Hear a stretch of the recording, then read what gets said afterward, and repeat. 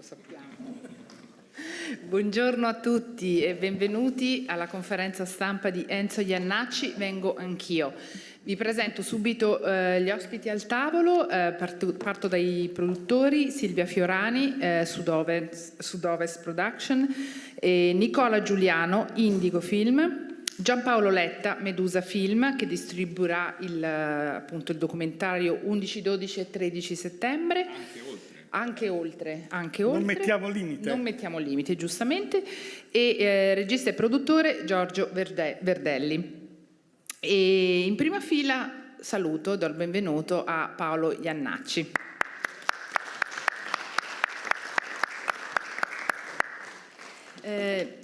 Giorgio, come sempre, fai un lavoro straordinario sui materiali d'archivio.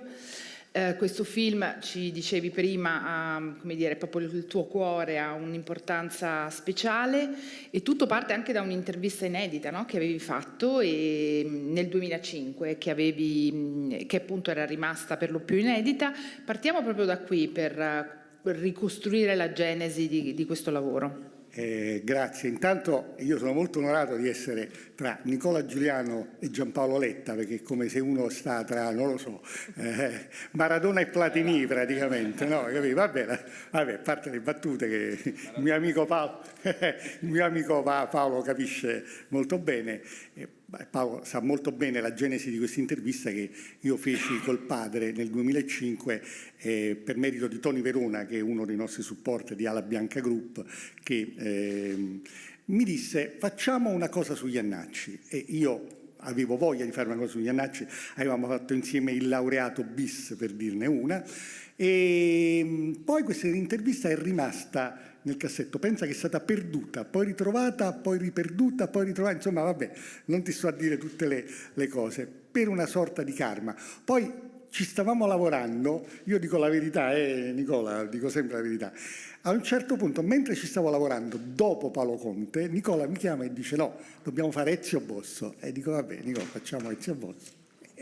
Abbiamo fatto Ezio Bosso, anche una bellissima impresa, e fino a che ci siamo trovati sul 10° anniversario ci siamo messi insieme, e io veramente ringrazio Nicola per aver voluto mettere insieme tutta questa compagine. È stato un po' il nostro allenatore, insieme con Gianfranco Romano e Gianno Music, insomma ha messo questo gruppo di lavoro in condizioni di lavorare, e soprattutto ha scelto Medusa, che devo dire ci ha onorato di questa distribuzione molto capillare. Usciamo in 177 film, cosa non da 177 sale, scusate, 200? 200? Ah, siamo arrivati a 200, vedi, è come la borsa, Paolo, aumentano, quindi speriamo che dopo l'anteprima aumentano. Insomma, questa genesi è stata complicata, ma molto molto calda, un po' come è stato il grande ENZO Jannacci. Grazie.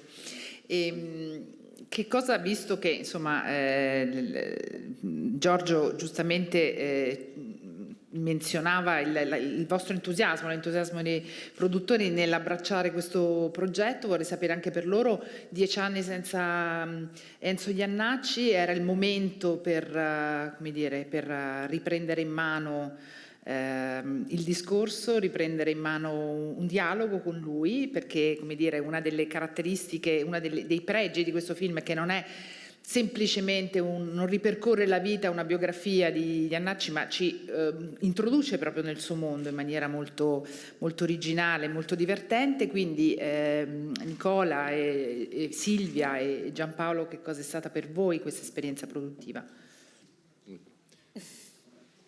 Ma noi siamo alla quinta esperienza di documentario insieme musicale, adesso stiamo pensando a uno su Bach. No, nel senso che ci siamo incontrati con Giorgio e ci siamo immediatamente riconosciuti come divoratori di musica. Chiaramente lui a un ben altro livello, e il primo progetto fatto insieme era appunto Paolo Conte, e per me l'idea di vedere in uno stesso oggetto il mio nome insieme a Paolo Conte per me era un motivo lo stesso è stato per Ezio Bosso, che era anche un mio amico carissimo, e adesso in questo caso per Jannacci, che è un altro mio mito assoluto.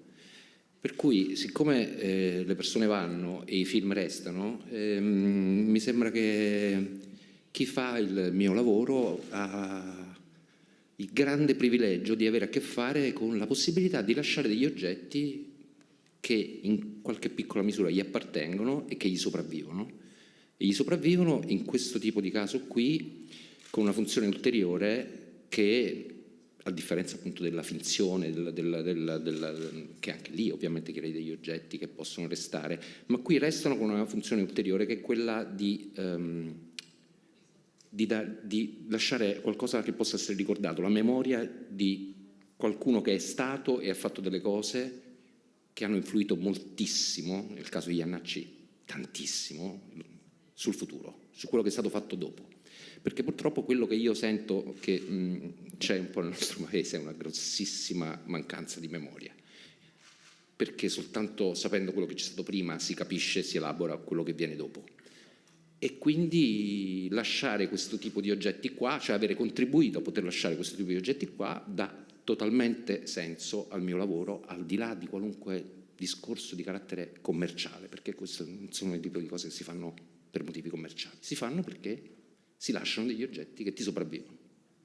No, faccio un applauso perché intanto, scusa, posso dirlo, com'è, le persone vanno, i film restano, ci facciamo un documentario su questa cosa, è un bellissimo titolo, sai che io sono un discreto titolista. Volevo sentire... Silvia, no, sentiamo Silvia. Allora, sì. No, ha detto tutto lui. Non potrei aggiungere nulla. No, Perfetto. Forse dobbiamo aggiungere che è un privilegio e un onore enorme essere per la terza volta invitati A Venezia, veramente al io... Festival di Venezia, per cui il ringraziamento, oltre, come ha già detto Giorgio, ai nostri partner produttivi fondamentali, perché hanno abbracciato esattamente questo tipo di discorso che abbiamo fatto. Io devo dire che sono a Venezia perché ha insistito Nicola per venire. Dico questa cosa, ci credo molto.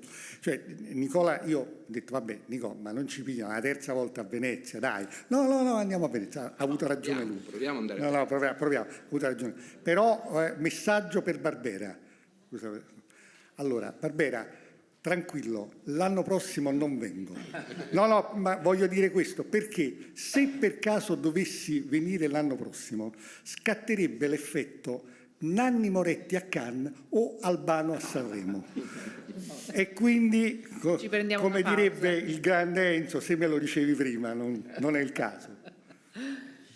No, ma brevemente noi siamo contenti e felici di essere lo strumento del ragionamento che condivido appieno che faceva Nicola, lo strumento perché appunto avendo la possibilità di distribuire in sala, di farlo vedere per la prima volta al pubblico, agli spettatori in una sala cinematografica, noi siamo felici e orgogliosi di poterlo fare e di mettere a disposizione il nostro lavoro per uno splendido lavoro. Nicola mi chiamò qualche tempo fa e gli dissi quasi sì senza nemmeno vederlo, conoscendo la qualità dei lavori di Giorgio e soprattutto l'interesse per un personaggio che ha segnato veramente la vita non solo musicale ma anche culturale, per certi versi sociale e non solo milanese, ma anche, adesso non lo dico fuori di retorica, ma anche di italiana, poco, forse troppo poco, voglio dire celebrato, che mi sembra una parola un po'... Troppo poco valorizzato. Valorizzato, ecco, troppo poco valorizzato per quello che ha significato e ci è sembrata subito un'operazione da abbracciare e poi quando abbiamo visto il film mi ha detto rassicurati, ci siamo detti va bene, ok, partiamo e quindi con entusiasmo siamo qui. Dicevamo 200 copie che potrebbero anche crescere dopo la proiezione di oggi, che mi sembra già un ottimo risultato e posso dire che appunto i primi 3 giorni, ma poi gli esercenti che volessero proseguire la programmazione sono liberissimi di farlo. Abbiamo degli ottimi exit poll soprattutto dalle sale milanesi che già stanno vendendo tanti biglietti, c'è dell'esaurito in alcune sale, quindi siamo ancora più contenti. Grazie. Grazie.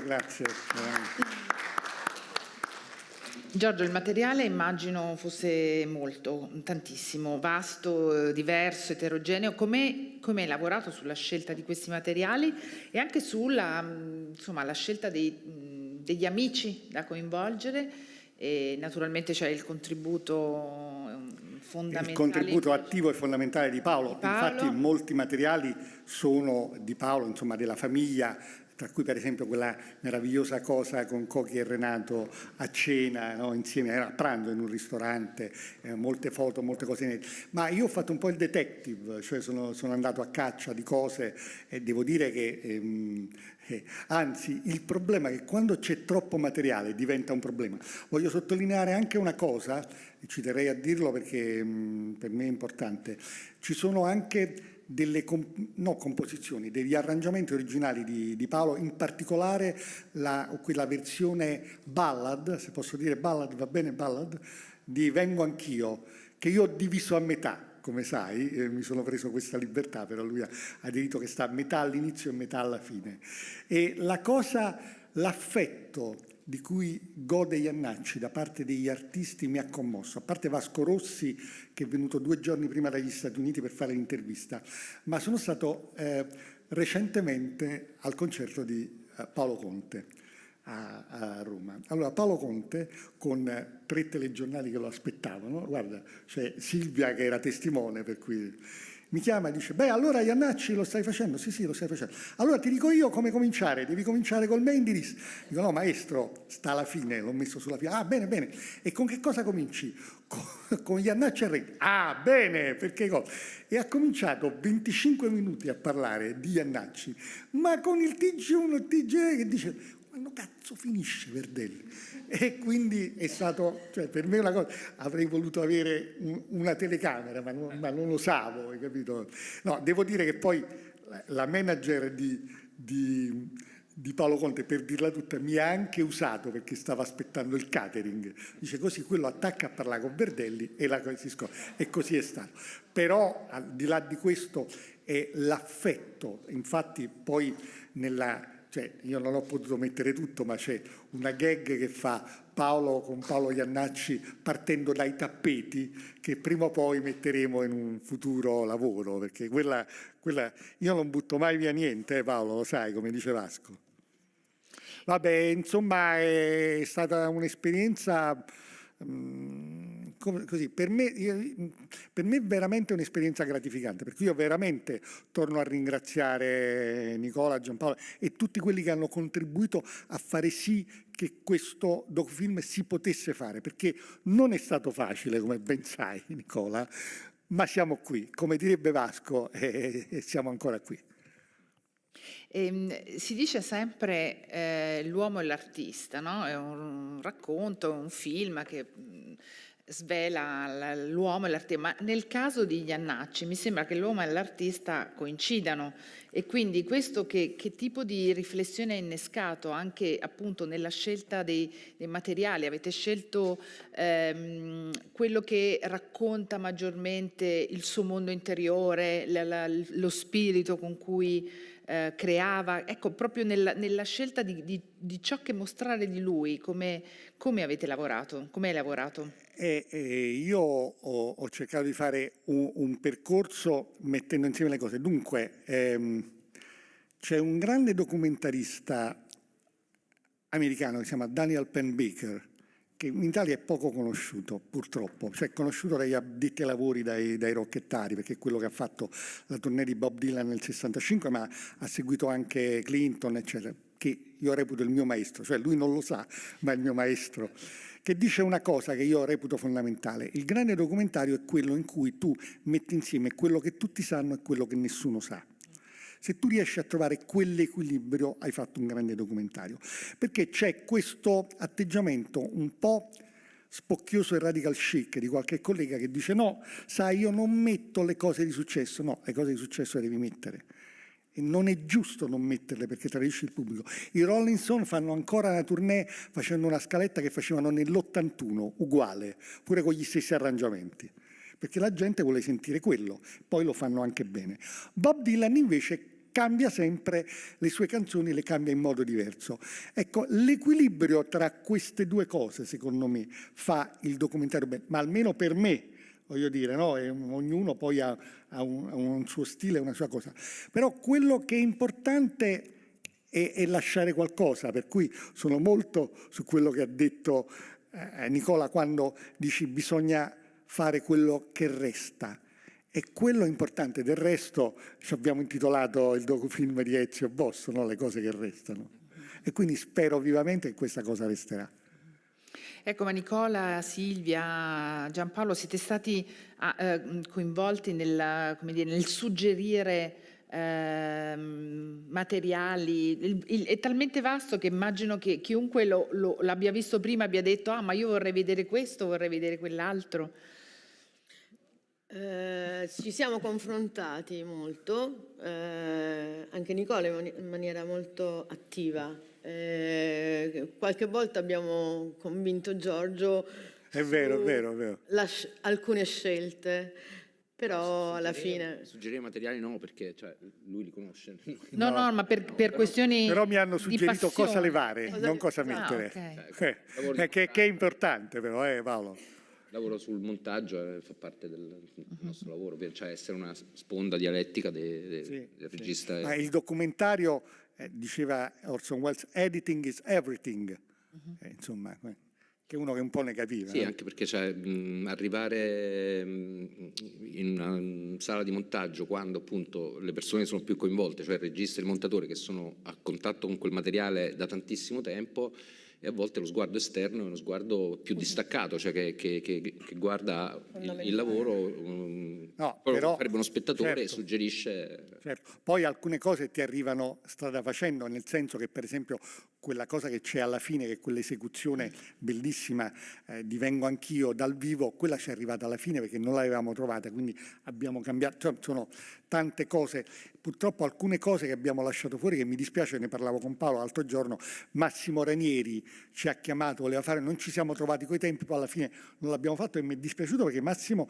era veramente un fan di Enzo, tra l'altro ero io un autore fantastico, Winner, e fecero un duetto insieme, però alla fine non puoi fare tutto e ho cercato di non fare una cosa troppo televisiva. Da questo punto di vista ho sentito il suggerimento di Nicola.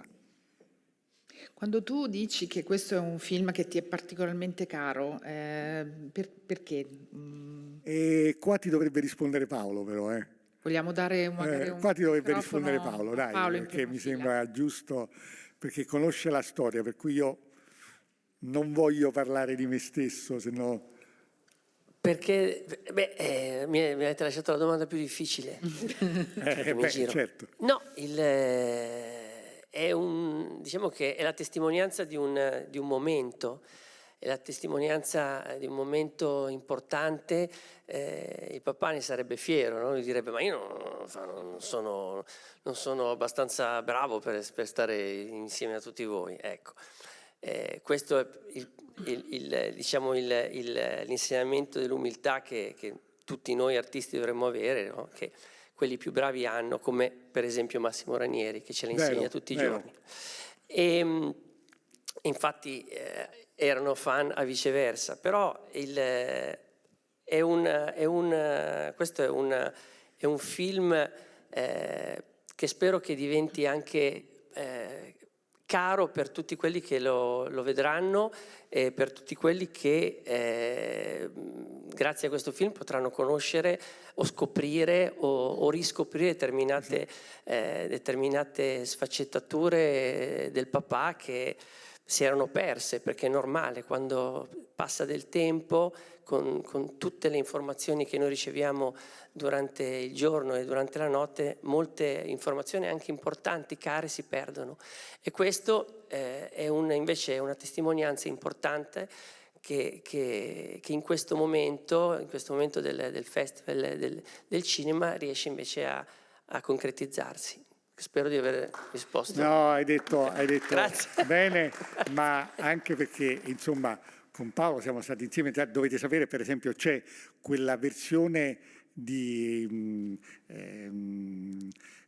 Ci vuole orecchio, che era da un programma di Chiambretti che facemmo nel 96, mi ricordo che anno era, 95, 96, e c'era Paolo che sovrintendeva la band, c'era una band... Sì, più o meno. Sì, una band, adesso questa la dico proprio per i cultori della materia, vai via, mi lancio una cosa. Dovete sapere che in quella band, dove c'era Paolo Tomelleri al sax, il chitarrista era Andrea Braido, che è stato il chitarrista di Vasco Rossi in fronte del palco e poi anche il chitarrista di Zucchero a Sanremo. Vabbè, a me piacciono queste connessioni strane, improbabili, che poi i fan di Vasco recepiscono e capiscono. E insomma, facemmo una fatica, no, a imbrigliare. E devo dire, quella era la prima puntata con Ligabue che fu fenomenale, fu la puntata d'ascolto peraltro. Lì riunimmo due generazioni, perché c'era la generazione appunto di Paolo Tomelleri, Pino Sacchetti, Emilio Soana, che era una grandissima sezione Fiati, però era la generazione diciamo degli anni 40, no? Poi Paolo del 30, eccetera, eccetera. Però, e poi la generazione più giovane, invece quella degli anni 60, degli anni 70, come quella di Braido e dei jazzisti che seguivano il papà, me compreso, forse ero più giovane. Certo. Però era questo connubio che era bellissimo. Esatto. Beh, insomma. Vabbè, insomma, no, mettere insieme le cose è bellissimo, no? Abbiamo vissuto tante cose che poi al momento opportuno abbiamo cercato di dargli una sintesi. Emerge dal racconto appunto della vita e delle creazioni di Enzio Jannacci, emerge bene proprio quello che diceva prima Nicola su quel che resta, cioè sull'eredità che questo artista ha lasciato e che è stata raccolta da molti, forse anche inconsapevolmente. Certo. Ecco, che sensazione hai avuto tu anche quando hai parlato con tutte le persone che hai coinvolto? Ma intanto ho capito che anche se era un po' silente, un po' sotto traccia, la memoria di Jannacci è molto viva, come stiamo scoprendo con Letta, no? Con l'adesione delle sale. Poi qualcuno magari lo fa anche sulla fiducia, però altri, perché no, Jannacci vuol dire qualcosa. Cioè tu dici Jannacci e ti si accende un mondo, una costellazione, noi la chiamiamo la costellazione Jannacci, che va da Vasco Rossi a Valerio Lundini. Lundini subito, sai, voi sapete, quando tu fai un film con un certo budget, allora Lundini, dico, senti Lundini, se vuoi venire devi venire a questo orario, in questa cosa, nel mio ufficio, è venuto con l'autobus. No, è vero, mica capito. Frassica, è bellissima questa cosa, Nino che penso verrà alla prima a Roma. Frassica mi ha detto, guarda, allora posso questo giorno perché quel giorno stavo a fare Massimo Boldi, perché insomma noi cerchiamo di fare delle cose importanti ma con un budget giusto, no? E allora Frassica ha fatto fermare le prove dello spettacolo che faceva con Giovanni Veronesi, che scherzando si è pure incazzato, dice a Verdè e fai presto, no? Dico vabbè ma tanto con Nino c'è, perché ovviamente non potevo avere nell'audio le prove che stavano lì, però le ha fermate e Frassica ha detto no la faccio l'intervista, mettiamoci là. No, e questo è indice anche di un rapporto. Poi uno lascia un buon ricordo, per fortuna, e quindi gli artisti ritornano e sono disponibili, però significa che loro erano fortemente motivati sugli Jannacci, perché se no non l'avrebbero fatto. Certo. E qual è la testimonianza che vi ha più colpito, che non vi aspettavate, che vi ha un po' sorpreso? Io per esempio, al di là delle persone che hanno parlato, sono sempre molto sorpresa di quanto le canzoni di Jannacci continuino a piacere ai bambini, per esempio. Sì, è vero. Ed è curioso, io da bambina amavo le canzoni di Jannacci, quel linguaggio così surreale mi sembrava molto vicino alle favole, ecco, mi chiedo, secondo voi, anche quali sono gli elementi che hanno consentito questa non solo longevità, ma anche trasversalità. Come dicevi prima, c'è la rock star e c'è il comico e c'è... Intanto Jannacci diceva delle cose pesanti in modo leggero, che è una dote che non tutti hanno, no? Quindi aveva questa leggerezza, ma con un contenuto. E poi credo che Jannacci avesse la rara capacità di inventare dei modi di dire e di dipingere in 3 parole una situazione. Allora, se voi pensate a una canzone come L'Armando, che per me è una canzone assoluta, e in cui lui dice cosa insieme una sola donna, la mia, cioè quella cosa è meravigliosa, e però dipinge un mondo. Certo. O come dentro quando dice quelli che fanno un lavoro d'equipe convinti di essere stati assunti da un'altra ditta, io la trovo che tra l'altro è una cosa che potrebbe essere molto riportata a alcune situazioni italiane adesso, ma questo è un'altra storia, insomma, come direbbe Jannacci. E come si dice, parlava di tutti, no? Sì, Raccontava la vita parlava a tutti e a parlava tutti di e tutti. tutti. Sì, perché Jannacci è forte, questa è la ragione per cui è tanto amato e per cui, consentimi Paolo, forse è stato così, non ignorato, ma messo perché non era irregimentato, non faceva parte di nessun clan, nessuna categoria, era un battitore libero, e questa è la ragione per cui piace a uno come Vasco. Capito? Cioè lui non si faceva irreggimentare, non faceva parte della compagnia di giro. E questa cosa lui l'ha anche pagata sulla sua pelle, poi tu lo racconti quando parli della cosa del successo. Quello è un altro film ancora che faremo sul successo, mettiamo tutti da parte. Volevo... No, pronto.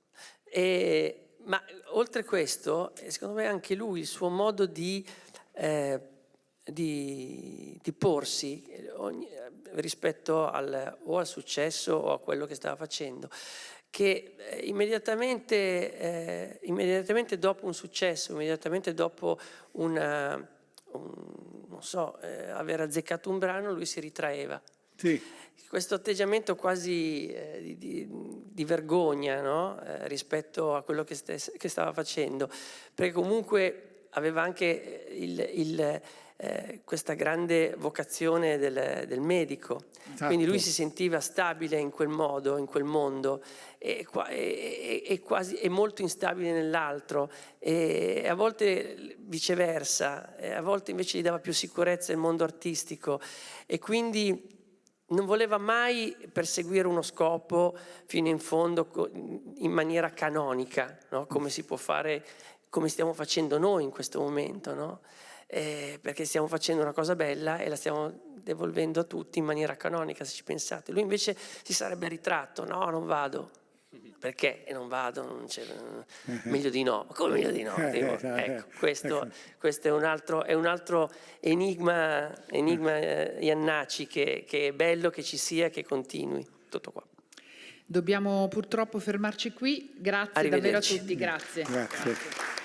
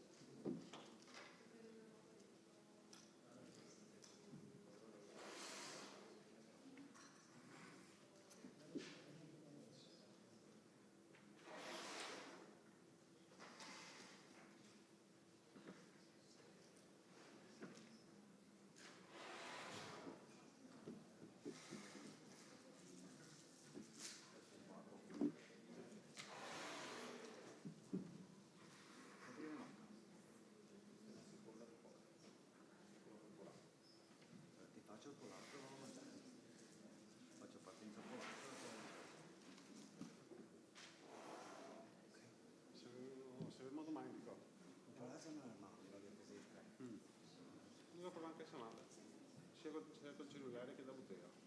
Magari manda un messaggio, ma no.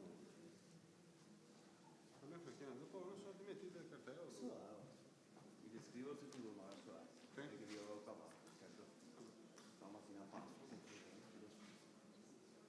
Adesso tu la cosa non c'è, per prendere un minuto, non esiste 7 reali.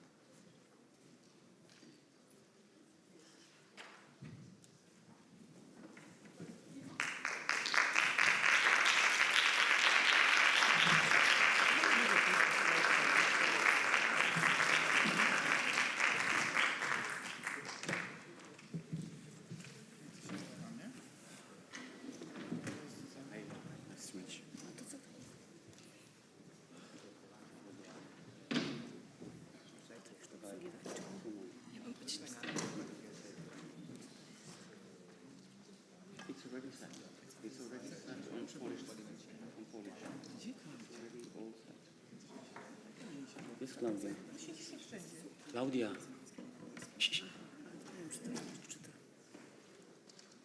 Signore e signori, buongiorno e benvenuti alla conferenza stampa del film in concorso Venezia 80, KOBIETA Woman of. Vorrei introdurre e presentare il team del film presente qui al tavolo, partendo direttamente dalla mia diretta sinistra, con il consulente al film Anu Czerwiński. Assistant director.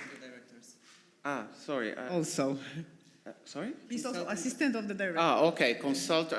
Sorry, I just read what I received. Yeah. Consulente, quindi, e assistente ai registi Anu Czerwiński. Abbiamo poi l'interprete Joanna Kulik.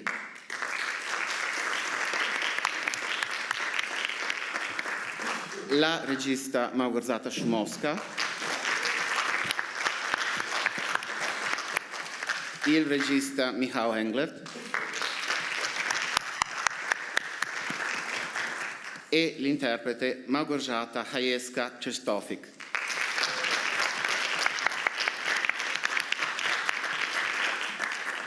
Vorrei anche salutare la presenza in sala di altri membri della delegazione del film, l'interprete Bogomil Bajor,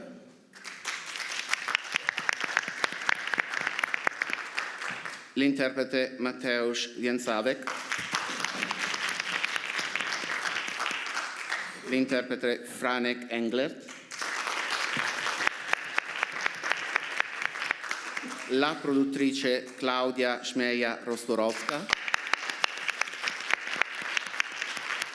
la produttrice Bogna Szewczek-Skupien e il truccatore Waldemar Pokrowski.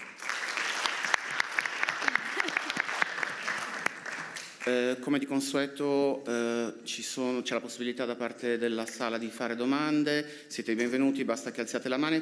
Prima procederò con alcune domande per il team, cominciando con una domanda per entrambi i registi. Vorrei chiedere qualche cosa sulla ragione per cui hanno realizzato questo film in termini di contesto e di ispirazione per creare la storia di Kobieta Z. So I would like to start with a kind of simple answer, which is we are living in very specific times. I think there is many difficulties in Poland for the LGBT plus community, and we actually don't have any proper law to protect them.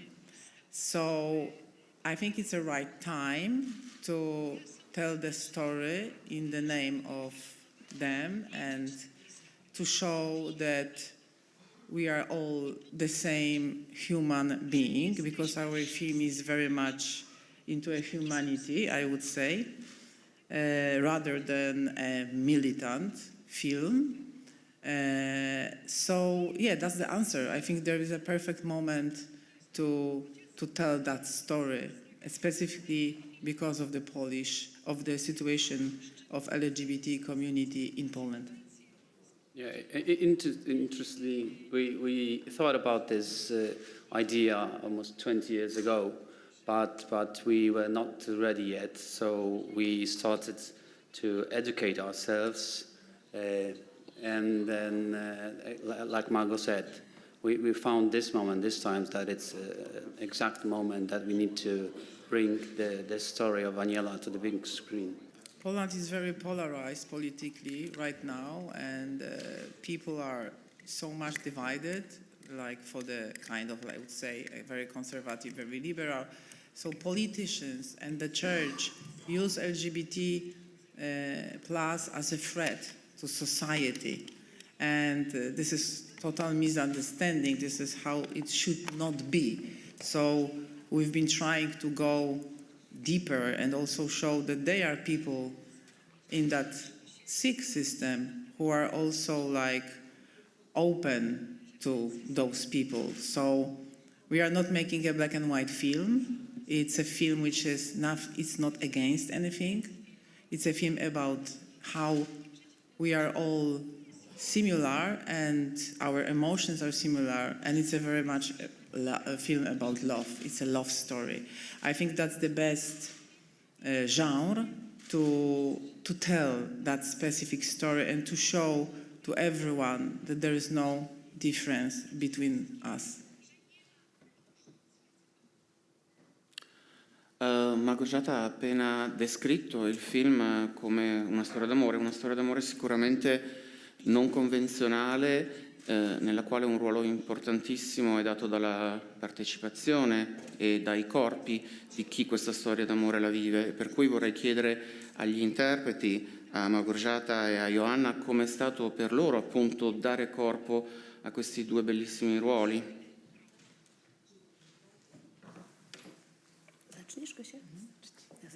So, for me, I had a different perspective of the situation because I played the partner of the trans woman, and I spent a lot of time with research with the real, partners of the trans woman. And for me, it was such a huge education and some kind of therapy, I can tell, because I had to open my brain for try to understand that for Isa, it's a lot of hard feelings, a lot of anger, fear, love, sometimes very like paradox feelings, like she was feeling at the same time anger and she felt guilty. But what I can tell more, I think it's a beautiful, beautiful love story. It's a story about freedom, about humanity, about how to be together. And what I can tell that the meeting with Małgorzata Chajewska was one of the best, I don't know how to say in English, the best meeting, because we professional meetings. So I'm so happy that I did this, and I can be more open and more tolerant for this. And like we spoke with Anu when we were on the set, all people, all trans people, they were very open for us. If we did some mistake and we had a lot of difficult questions, they always were open. No worries, you can make this mistake. It's a new situation for ask me. I can explain you everything. So they're very open, and we had this wonderful education on the set.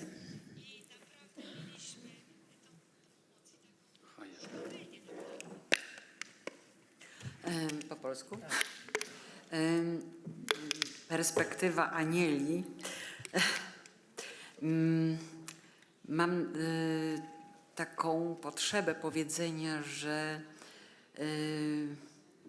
aniela to jest dla mnie poszukiwanie prawdy.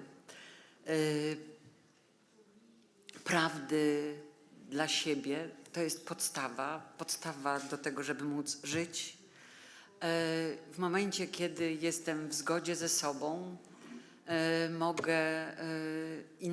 mogę uczciwie patrzeć na swoją partnerkę, na swoje dzieci i myślę, że ten motyw przewodni udało nam się pokazać w filmie. No więc muszę podać pałeczkę z powrotem do Joanny. To była cudowna praca.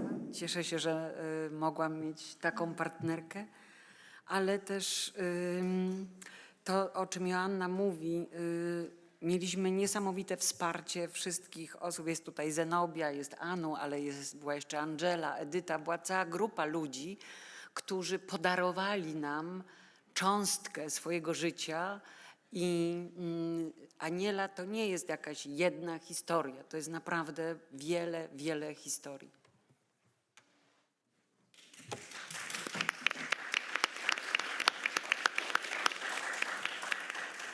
In riferimento alle parole di Małgorzata e di Joanna, che hanno parlato di una ricerca della verità e di una educazione e delle varie storie che sono confluite in Woman of, vorrei chiedere ad Anu qual è stato appunto il suo contributo nel mediare ed aiutare la comprensione della verità della vita delle persone queer, LGBT in Polonia, che è stata filtrata poi appunto dal lavoro dei registi e degli interpreti.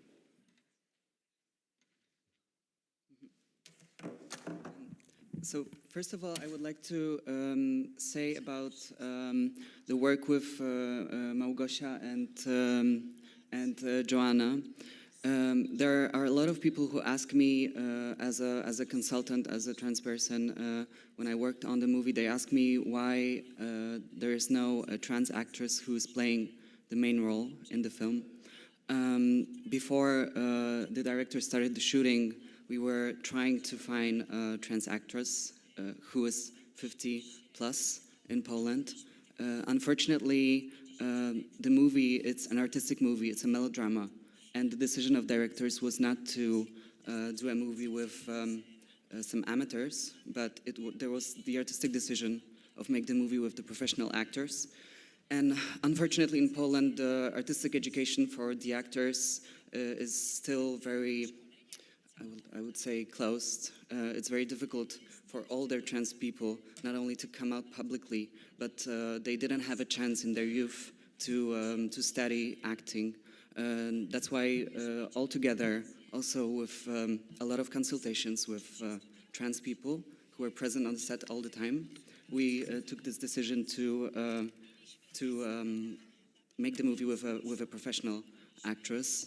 And then I think that the openness of the whole crew for us, for our truth, for our experience was very, very important. And I would like to thank you, all of you, because thanks to that, we really touched a deep truth of not only experience of transition, of being trans, of being LGBT in Poland, but also a very, very deep truth of what does it mean to be a human together, two people transitioning in time.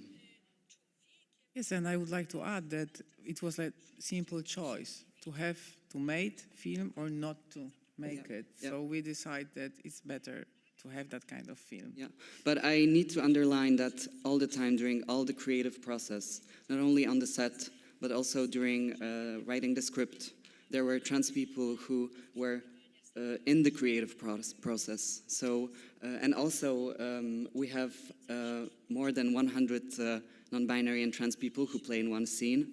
I was responsible for casting them. I was also casting trans and non-binary people for secondary roles. We have also some cisgender roles played by trans people, and we were really taking care on this part of representation in the movie. Grazie. E vorrei aprire la conversazione alle domande della sala. Ci sono già domande da parte dei giornalisti in sala? No. Allora, c'è, sì, prego.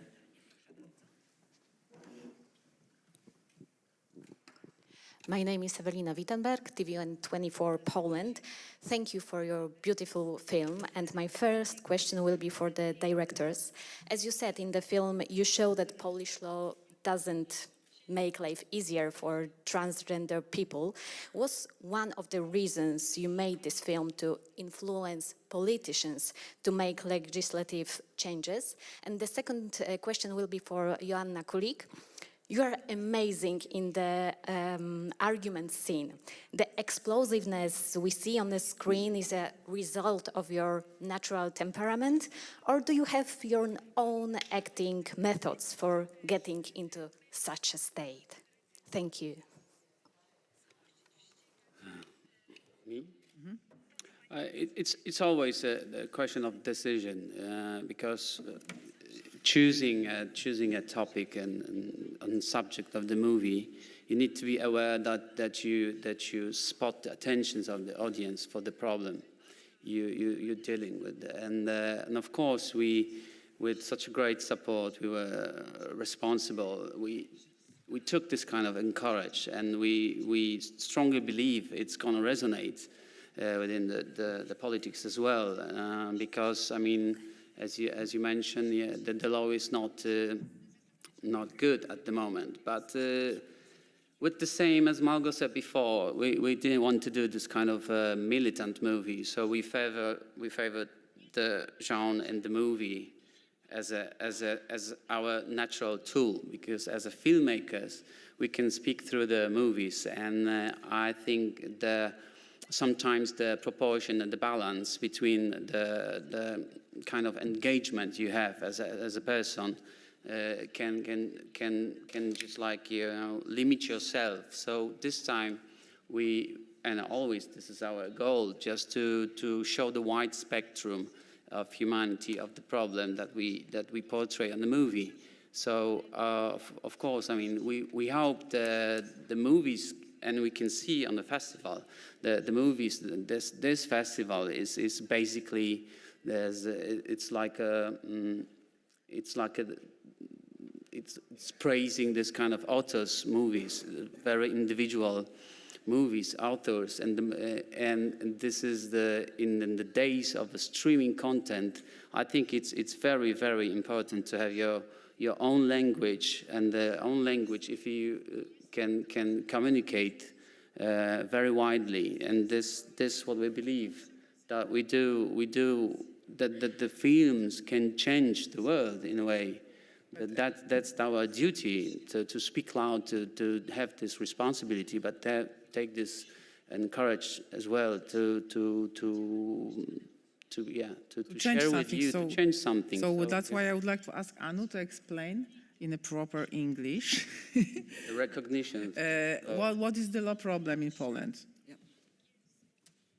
So in Poland, there's no law that there's no law article that would help or give company to trans people to do a legal transition and also medical transition. In Poland, to legally change your gender, you need to first of all sue your parents to court. It doesn't matter if they are very old or if you're an orphan. You need to sue your parents and accuse them to giving you a wrong gender at birth, which is of course an absurd. And there's no specific law that gives this, that tells to do that. It's only the courts who work like this. So this is the first thing. If you are a transgender person and you're married, you need to divorce to legally change your gender, because in Poland, same-sex marriage is illegal. So the movie that we made is talking about two very severe legal problems, and basically I would say this movie, this is a love story, but also this is a movie about human rights and human rights situation in Poland. Definitely, yes. That's why I gave you voice, because you are an expert on. Yeah. And of course, since we're a democratic country, so it takes 33 years right now. We never had any laws to protect or to help LGBT people in Poland. But the second question was to Joanna. Yes, yeah? Yeah. Acting. Yeah, but I was thinking about this conversation.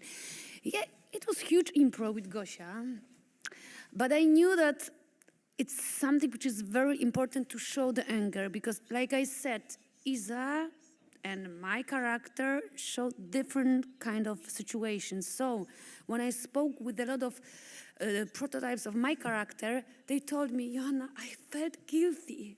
I felt anger, but I felt guilty.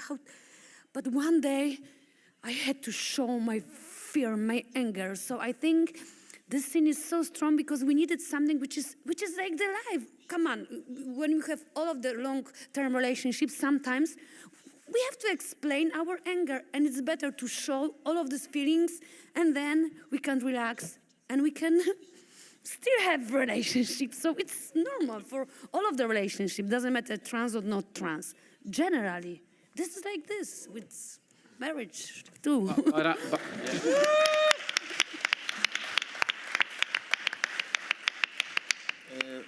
Prego, la domanda in fondo. Grazie. Hello, congratulations for your film. My question is, why was it so important for you to use so many religious references in your film? It's always the same question and always the same answer. We grew up in a Catholic country, and Poland, it's a Catholic country, very much controlled, especially in the little towns and villages, by church.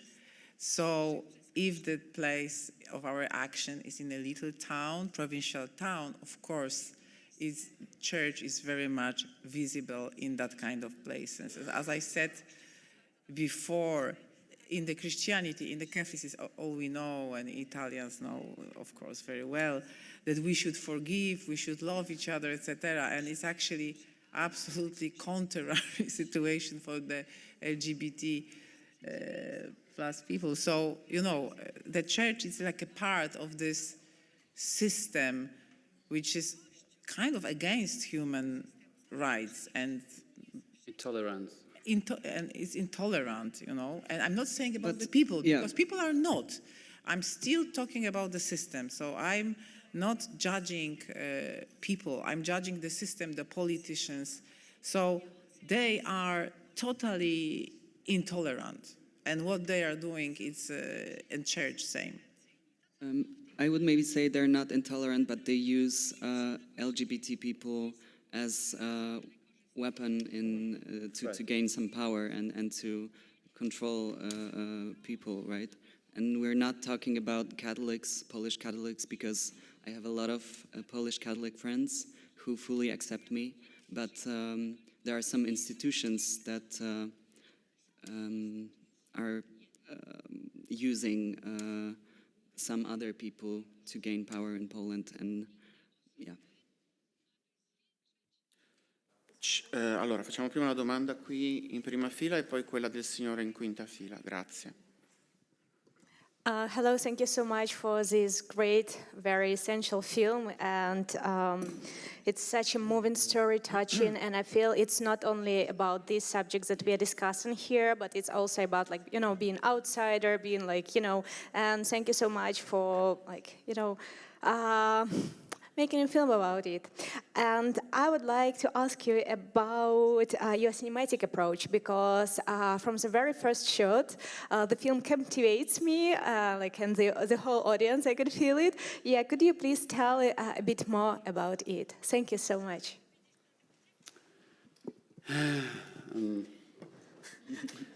No, I mean, in general, the decision was like to choose the kind of the film drama.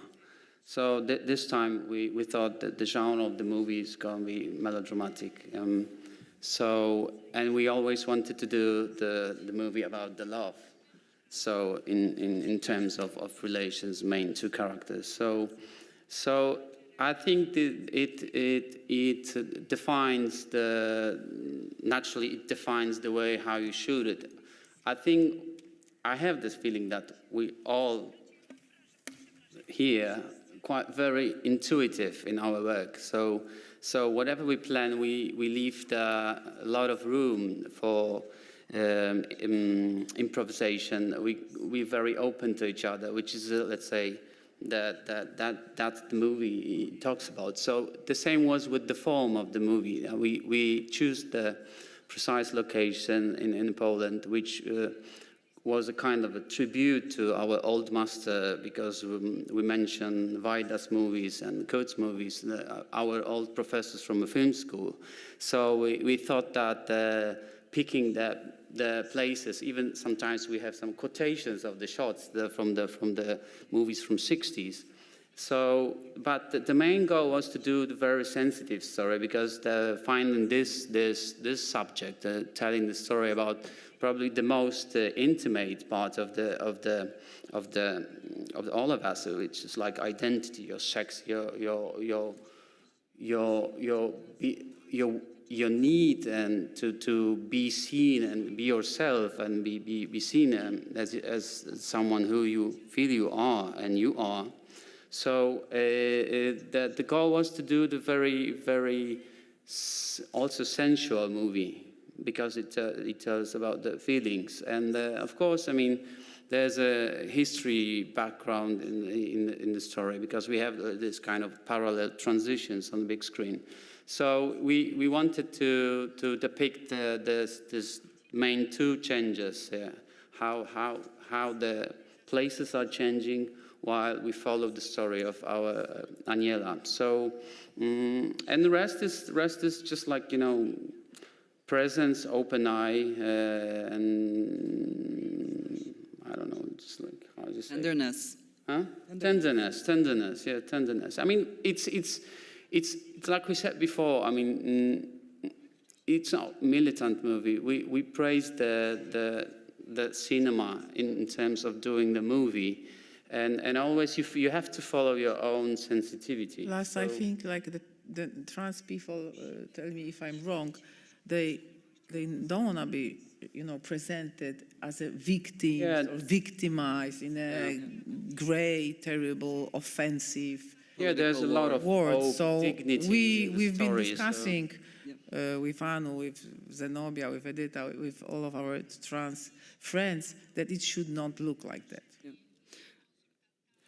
Abbiamo tempo veramente per una velocissima ultima domanda, quindi prego sia la domanda, il signore in blu, alzi la mano così e una risposta altrettanto breve. Sì, grazie.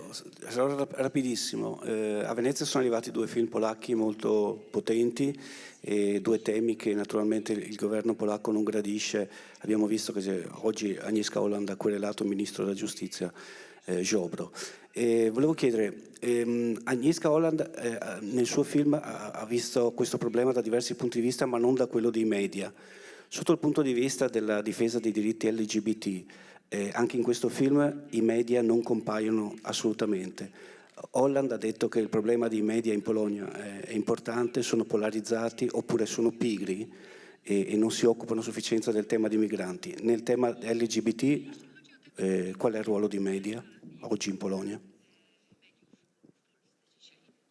No, I think it's very similar. The media in Poland are super polarized. So we have like liberal media, and then we have conservative government media.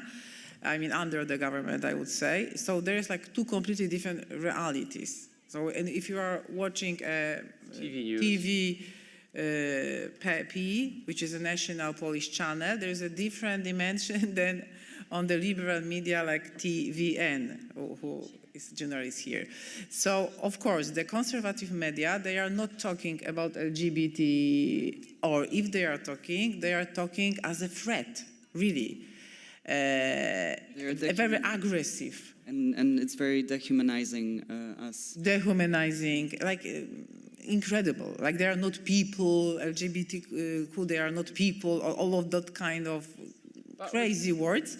And then on the other hand, I think the liberal media, they are quite open to community. And they are trying to cover the needs and like judge the system. But unfortunately,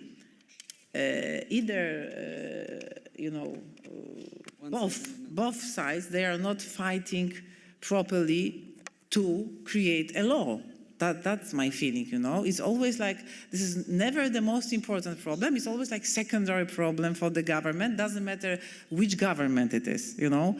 So that's the problem. That in general, I have a feeling like they are kind of ignoring both sides a little bit. They are playing around LGBTQ as something very colorful and trendy, but there is no law to protect the people. So it's like very bad.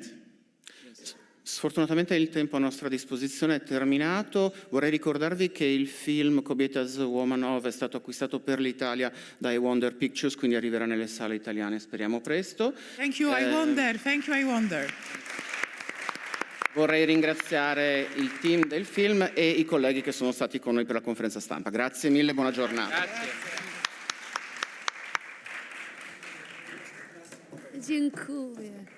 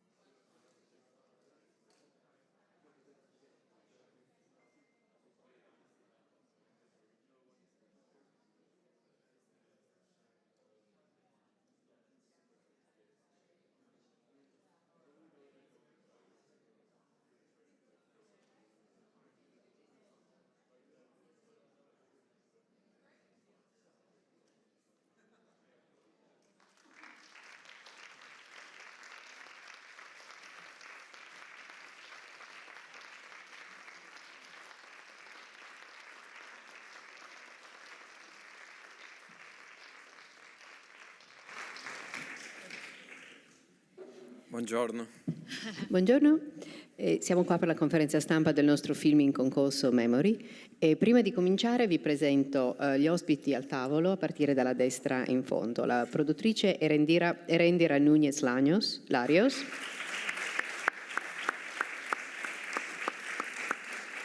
Interprete del film Jessica Chastain.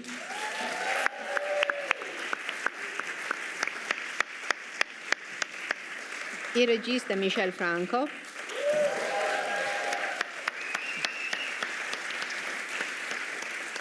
E l'interprete Peter Sarsgaard.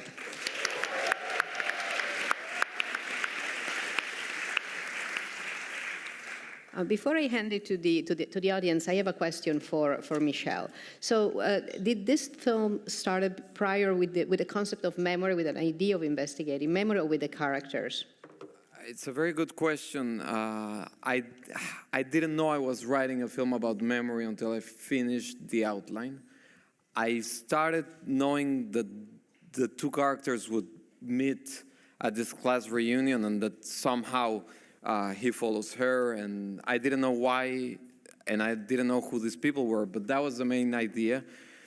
And then by writing, which is like, you know, my process of research, I started to learn about them, and then I realized I had this interesting concept of memory that plays in a very clear way, but that I didn't plan on, so I said, I'll take it, you know. And I knew that the title was memory, there was no way around it. There's a question here.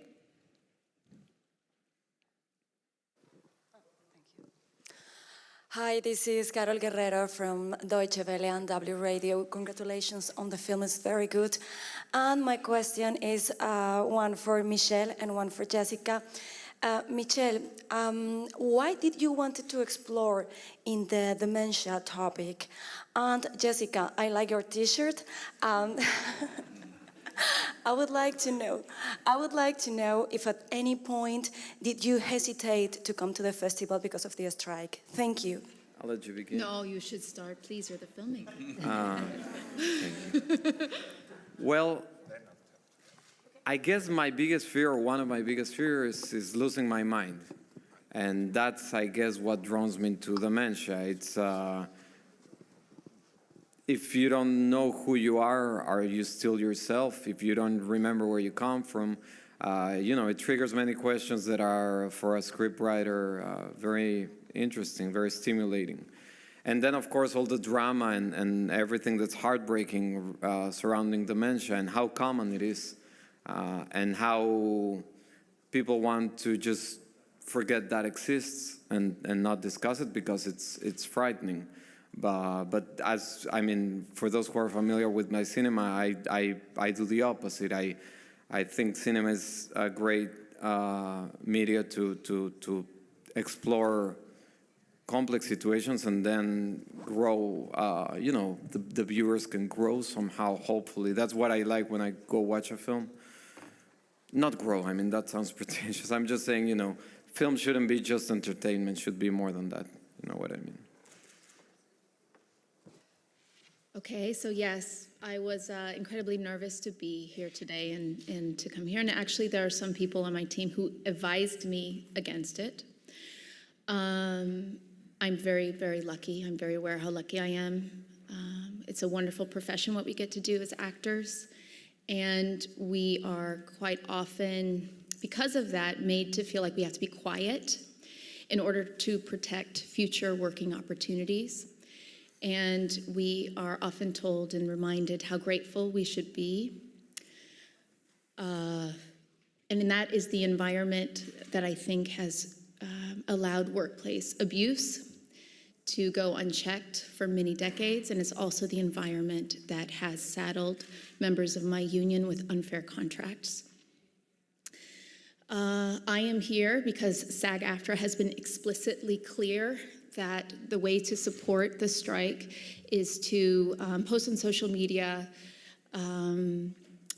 walk the picket lines and to work and support in interim agreement projects. It's what our national board, our negotiating committee, and our elected leadership has asked us to do.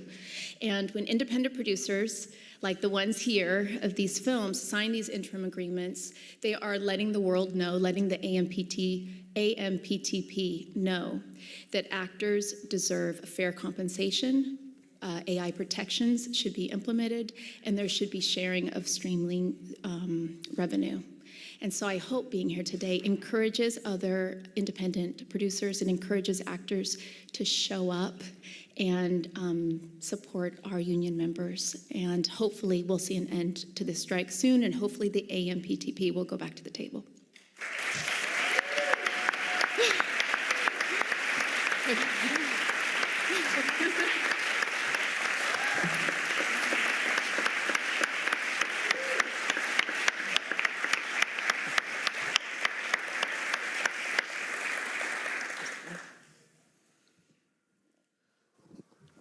Peter Paul Huth, Germany. A question to Michel Franco. What led you to have this special casting of Jessica Chastain and Peter Sarsgaard? What did you see in them that they could fill out the characters you'd written? Thank you. Well, I'm very lucky to have them, and the rest of the cast is always also fantastic. I'm a filmmaker who loves actors. Many directors are afraid of actors or don't know how to communicate with them, or I don't know what nonsense. I love actors. They're, you know, when I'm sitting on my own for months writing, I can't, you know, I'm dreaming of who's going to read these lines or who's going to make them sound a lot better than what I've wrote. And I learned that Jessica had, you know, that she was familiar with my films. She liked my work. I was very, you know, surprised and flattered, and our agents were good at putting us together, and they both knew it was the right fit. And then because I like deep collaborations with actors, and because I knew that this film relies heavily on the chemistry, I asked Jessica, who's the best to play this role? And Peter's name was the first to come up. I had seen him in some movies. I thought it was a great idea. I was in New York with my sister who's sitting there. We went for a coffee with Peter, and 5 minutes later, I asked him to I asked you to show me your tummy. Was that right? I said, you did, yeah. I said, can I see more of your body? I'm afraid you might be too I was afraid I would be too strong. Athletic. In fact, I don't really exercise at all. So. I don't know why I had. And as soon as I saw his big tummy, I was, it's yours. You got the role. And also I said, don't shave. I hope you won't shave. And yeah, I mean, I didn't say it's yours on the spot, but it was pretty fast, We walked for several hours, though. It was a walking meeting. Well, I wanted to see if you wore off with the tummy. Yeah, exactly. No, I don't think I've ever had a meeting quite like this where, you know, I've lived in New York since 1993. I know it reasonably well. So we just went on a walk where I showed him all the places that I like. We were down on the Lower East Side. And it's like showing someone you're part of yourself when you show them your hometown, you know. Jessica, why did you think that Peter was the one ideal actor for this role? Oh, I've always wanted to work with Peter. And we've met a few times before this, and we've talked about it. I've not been hidden in my fanship of his movies and who he is as an actor. I mean, he's a real artist. He's not. I don't see. We were talking about this today a lot. Sometimes an actor will change the script or the story to fit them, and the best is when you change yourself to fit the story. And that's Peter. I see that in everything he does. He really is he's a shapeshifter, and so Thank you. It was a big pleasure. Likewise. There's a question here. Hello, Helen Barlow from the Australian newspaper. Jessica, I looked after my mum for the last 7 years, great pains to my career, but I don't regret it one bit. And she was so happy. I just it made me happy that she was so happy that I was there for her. I'm just wondering, have you had any experiences yourself? I mean, it's mainly elderly people, but with young people, it's younger people, it's so much more tragic in a way. We expect it of older people. Could you share anything about your experiences? And do you think that there's something that people let go when they're in this? Peter, you might like to comment too, when they're in this illness, when they have this illness. Are you talking about in terms of what Sylvia does for a living, how she takes care of people who are...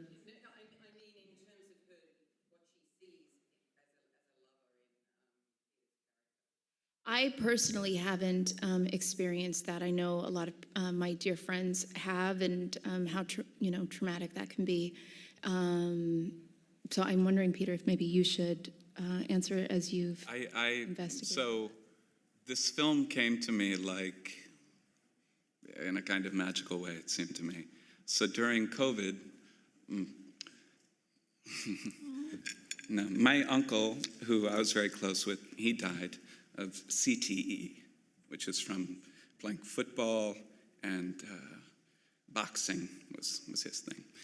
So, you know, this is a guy who was very important in my life. And so I felt like it was just like a magical thing that this movie came to me. I'm being asked to play someone who has dementia at 52 years old. My uncle had it at 48. And so I don't know, you know, the thing about being around him that really did give me a lot for the role is that he was so positive, you know, and happy. And even to the day he died, which, you know, he died in a nursing home during COVID when the staff had basically left. And he was always just Bubba, you know. Bubba is kind of Southern for uncle, but he, you know, I knew him as Bubba. He played center for LSU football team. He was then a boxer, and then he was a fireman. But his spirit of like positivity and love and grace and forgiveness, even when you thought like, oh, is he forgiving me because he doesn't remember what happened? He would, you know, he sort of pretended he knew everyone because he knew no one. I thought it was beautiful. So. There's a question here. Buongiorno, sono Fabio del quotidiano della Nuova Sardegna. Una domanda per Jessica. Complimenti, bravissima come sempre. Ti volevo chiedere, leggendo la sceneggiatura, qual è l'aspetto che ti ha interessato di più di questo personaggio molto complesso, da un passato traumatico? E poi una curiosità sul rapporto con la giovane ex matrice che fa sua figlia. Mi è piaciuta molto l'interazione madre e figlia nel film. Grazie. Thank you so much. When I first read the script, first of all, I was very excited to read Michel's script. And as I was reading, it was right after the pandemic and also right after Time's Up and Me Too. And as I started to read the story, I thought, I know what kind of film this is. Okay, I get it. This is, you know, in response to what we've just been through, and this is some revenge drama. And as I read it and it started to unfold to me, I was so moved by how it was absence of any cliche that I could have imagined a film like this to hold within it. And I was so moved of the story of this woman who had led her life, or she had led the trauma in her life in front of her.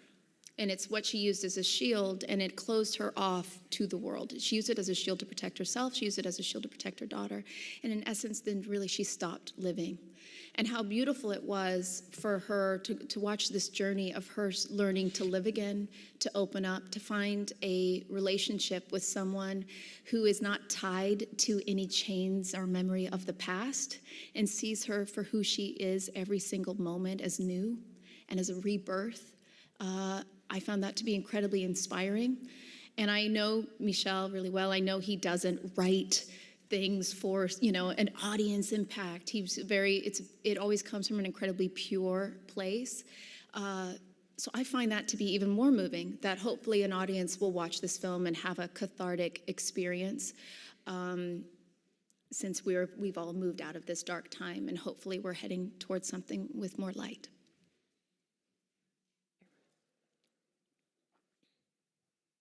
Hi, thank you. The beautiful film. Amazing, very touching. I just want to say thank you to everyone involved in putting on the press conferences. Obviously, with the strike and everything happening, there may have been some fear. I think these have been amazing panels, and also just your moderation has been incredible for what you've done. So thank you. I just want to thank you for that. Honestly. It's not about me. I just wanted to ask Mr. Franco how you, maybe from your own personal experience in your field, especially Mexican filmmaking is amazing, and how this particular story came to be within your own personal experience.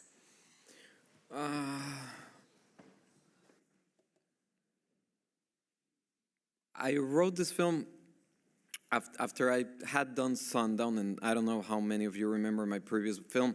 That was some sort of existential crisis that hit me, and that's what I portray on screen. And somehow after that, I felt more peaceful. I've that advantage of being a filmmaker and you know, being able to express certain things. And I was just feeling like that, you know, more peaceful. And I started writing this thing, as I told you, featuring the encounter of these two characters. And then I have to credit my sister, who's sitting there a little bit, because I told her what I was about to write, and it wasn't, it was going to go to darker places, the ones you probably imagine. And it was my sister who said, you know, it's more challenging if you go in the opposite direction. She's a filmmaker too, of course, and we collaborate in that way, and she's the one I really listened to. And she was right. She was right. It's a much better film this way, and it fit. What she was saying mostly is, you are not at that stage of your life now. You know, you feel better. You are different, and it's my 8th movie. So the challenge of building a body of work is to not repeat oneself. Yeah. But there is a coherence between this and Sundown, although it's a different film in tone, and it's a character. Is your liking for characters that sort of carve a life in not particularly ideal circumstances, but they find a way to live a true life. Yes. I wouldn't call them margins, but something along that. Yeah. I'm the worst one to I never self-analyze my work. I never fully know what I've done until maybe when I see it tonight with an audience, I'll understand more. I'm being very honest. She's there.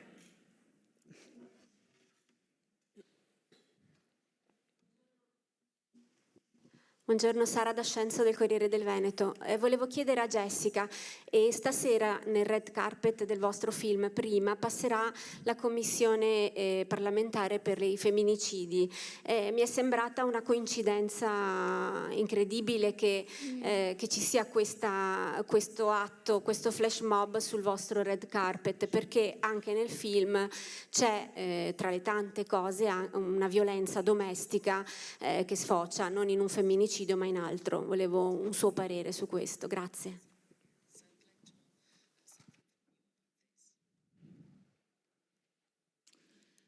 Something from me about that. I think it's been an incredibly important moment in the last decade for an examination of our society. It's very important that we are acknowledging the violence and the crimes that happen to women every single day, every single minute, all over the world. That's the first step, right, to acknowledge, and then I wonder if the second step is to heal from it and to figure out how to heal from it through conversations. It's a huge passion of mine to protect women. It is something that I really feel is a strong guiding principle of my life, to do whatever I can to use my platform to support safe working environments, just a safe space for everyone to live. And so this is the first time I'm hearing about a flash mob, also in support of ending violence against women, but I am fully supportive of anything that continues a conversation and moves us forward as a society. There. Hi, I'm David Martos from Quinótico in Spain. Me gustaría hacer una pregunta en español a Michel Franco. Michel, se está diciendo en la prensa de habla hispana que es tu película más luminosa y me gustaría saber si esto es verdad, si ahora que has hablado de Sundown, si esta cadencia en tu vida también es luminosa y cómo eliges que una película sea en México, en Estados Unidos, en inglés, en español. ¿Te lo pide la propia historia? ¿Es un camino que estás recorriendo? Gracias. ¿Contesto en inglés o en español? Preferiría en español. Well, what's the... Well, Okay, I'll go in English, Yeah. but good. Me da gusto escuchar español. Muchas gracias. I try to make a film a year, not because I want to turn myself into a machine. It's because it's for the opposite reason. Film for me is a very personal mean of expression. And I think if I linger on a film, on a script for years, then it's not really reflecting where I'm at in life. Having said that, it's hard because, you know, a film is millions of dollars and involves hundreds of people sometimes. We try to keep it, that ended as my business partner, producer. We try to keep it as simple as we can, but it's still hard. So I just do what I have to do, and sometimes we make crazy decisions to move film from a country to a different one very fast. I knew this film was going to be set either in the States or London. I played with that idea for a little while because somehow it didn't fit in Mexico. Now, the place where I love more than any other place to shoot movies is my country, by far. But in the States, you get this talent. And, you know, that's very tempting. And my experience has been a great one. I also like bringing them to Mexico like I did with Tim on Sundown. So, you know, that's a good combination. I don't know what I'm going to be next. You know, I'm not getting soft if that's your... It's not all going to be, you know... Yeah. Let's leave it at that. Yeah. But this is where I was in life, and I try not to think too much. I'm a hard worker, and I do, you know, I write, rewrite, and do my best effort, but then I just do it. I don't want to know exactly what I'm doing. I'm not targeting an audience. I don't have a career plan, you know. I'm not ambitious in that way. I just want to make good movies. Hopefully that's the case, and that's hard enough. I think we have time for one more. Thanks. Gracias.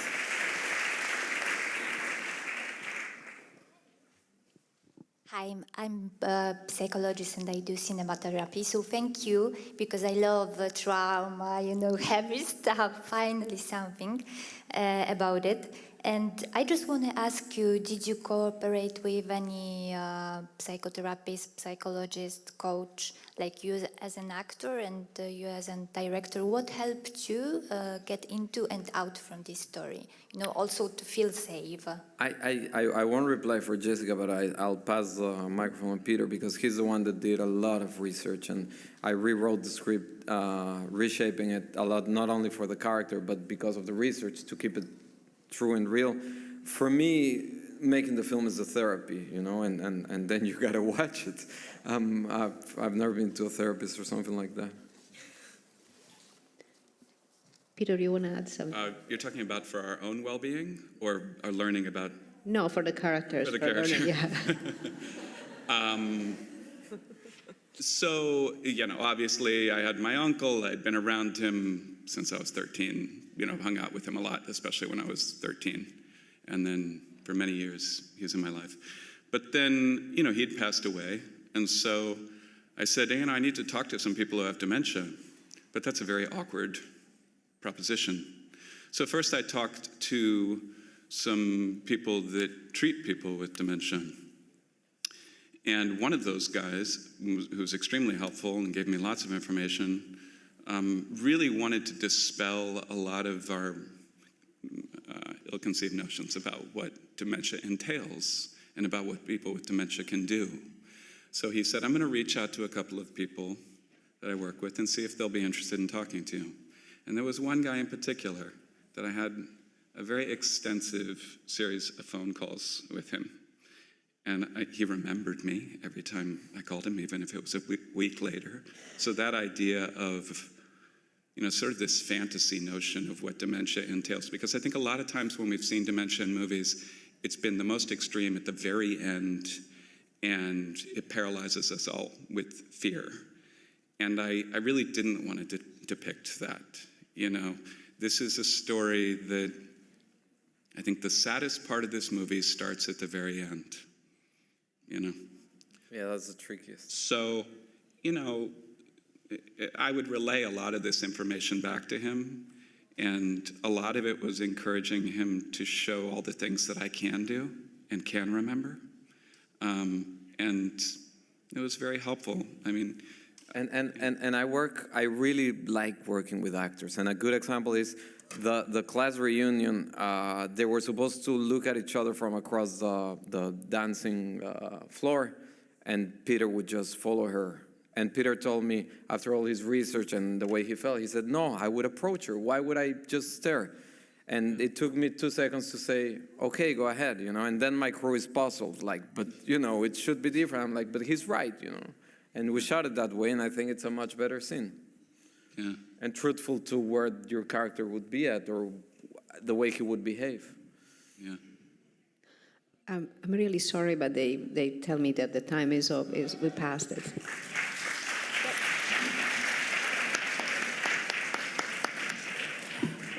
Sorry, went fast. Yeah.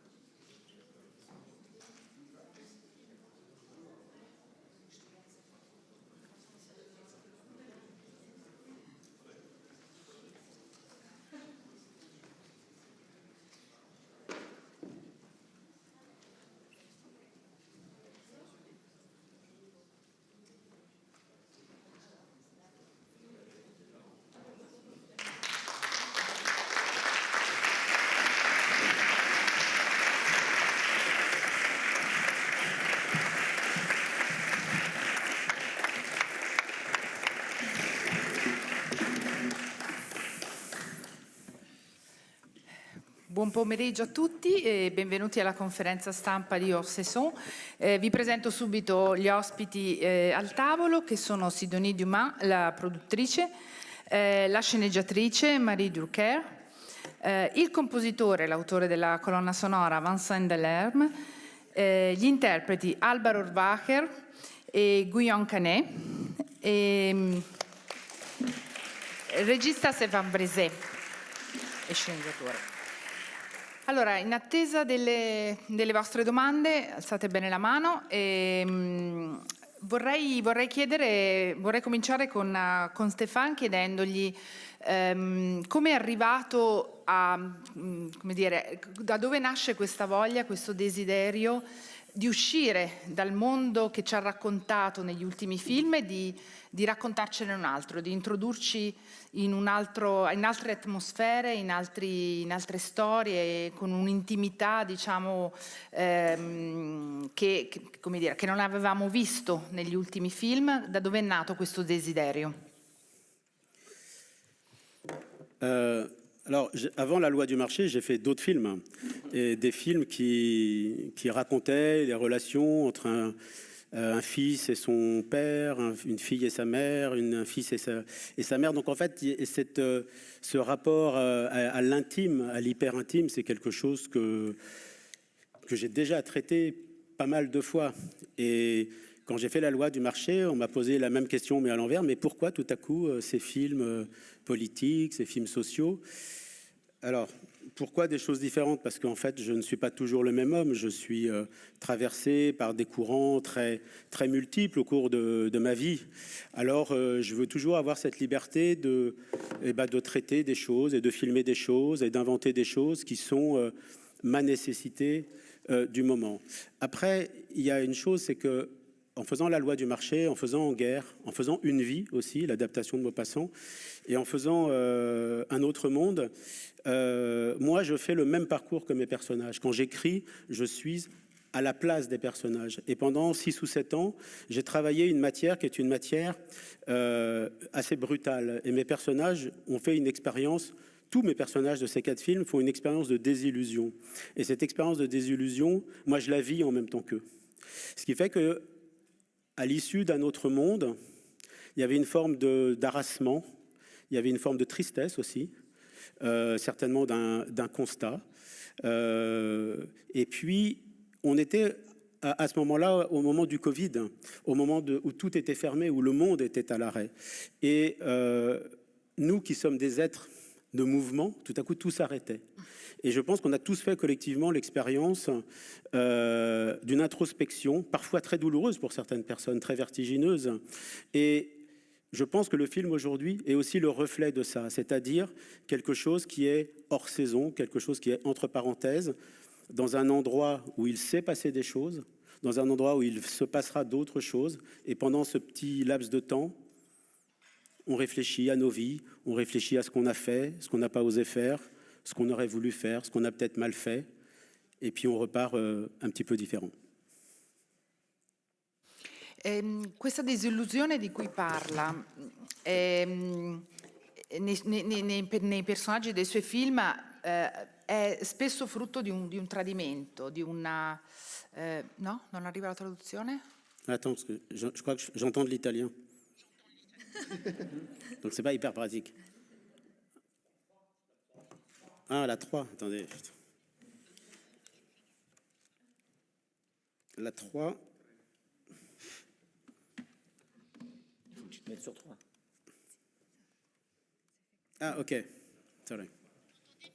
Je vous entends parfaitement, pardon, c'est l'âge. Mi sembra che la disillusione dei personaggi di cui parlava prima sia il frutto in molti suoi film di un tradimento, che può essere un tradimento amoroso, dei sentimenti, ma anche un tradimento come dire, di ideali sostenuti all'interno di una fabbrica, all'interno di un'industria. Ecco, volevo che raccontasse un po' questo sentimento di abbandono e di tradimento vissuto dai suoi protagonisti, indipendentemente dal contesto. Ecco, se possiamo definire una costante del suo cinema.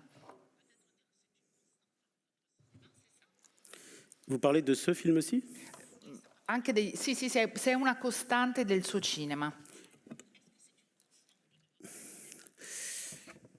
Pendant 6-7 ans, ça a été une constante. Effectivement, sans le vouloir, je suis obligé de constater que mes personnages faisaient l'expérience de la désillusion.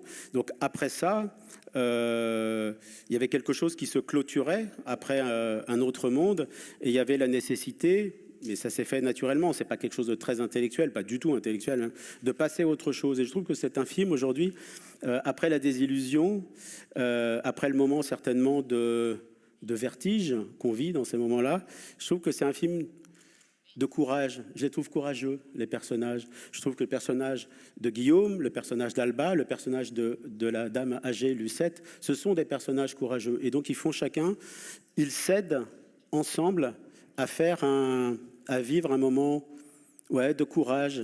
Je les trouve assez admirables, en fait, ces personnages. Donc je trouve que je vais mieux dans ma vie quand même, là, quand même. Sì, ci sono domande, alzate le mano. Io, sì, a proposito del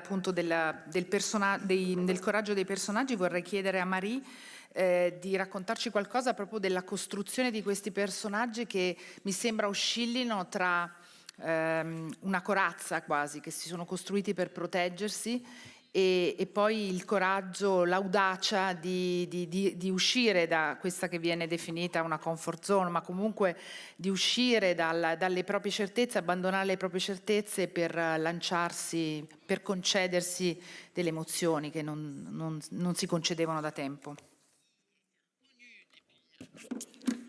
Alors là, je crois qu'en fait, ça revient à dire que Stéphane a voulu s'attaquer à ce qu'il y a de plus difficile en chacun de nous, hommes, femmes, êtres humains, c'est se débarrasser justement de ces boucliers, de ces protections qui sont les nôtres. Et en ça, ce film est complètement universel parce qu'il n'y a pas une seule personne au monde qui ne se fabrique pas des remparts pour se protéger de quelque chose. Alors après, chacun d'entre nous a plus ou moins de ressorts et de forces personnelles pour se débarrasser de ces protections.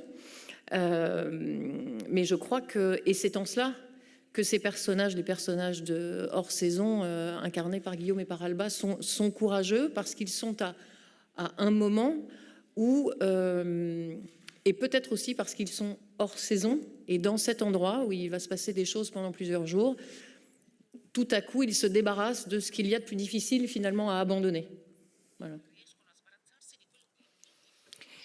Agli interpreti, cioè a Guillaume e ad Alba vorrei appunto chiedere di parlare dei personaggi. Cominciamo da Guillaume, il fatto che interpreti un attore. Ecco, qual è stata la sua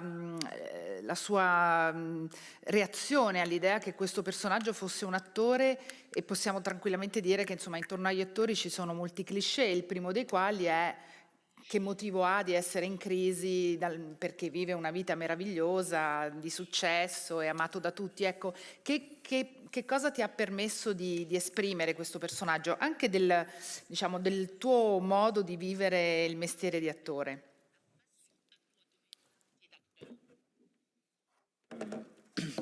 Bonjour tout le monde. Je pense qu'il y a déjà aussi la qualité d'un scénario qui nous conduit aussi à savoir interpréter un personnage. Le travail avec Stéphane se fait de manière très particulière parce qu'on lit un scénario et puis après on doit l'oublier, il le reprend et on l'oublie, et après on a les scènes la veille du tournage, et ça nous permet vraiment d'être avec lui, vraiment dirigé vraiment une manière très particulière et très intense. J'ai pas été angoissé par l'idée du cliché d'un acteur, enfin de jouer. Je trouvais que ce qui était décrit, ce qui était tracé dans la ligne du personnage dans ce film était extrêmement juste. Ce qui m'a séduit, c'est pas l'obligation, mais en tout cas, c'est cet homme qui doit paraître heureux, alors qu'il ne l'est pas.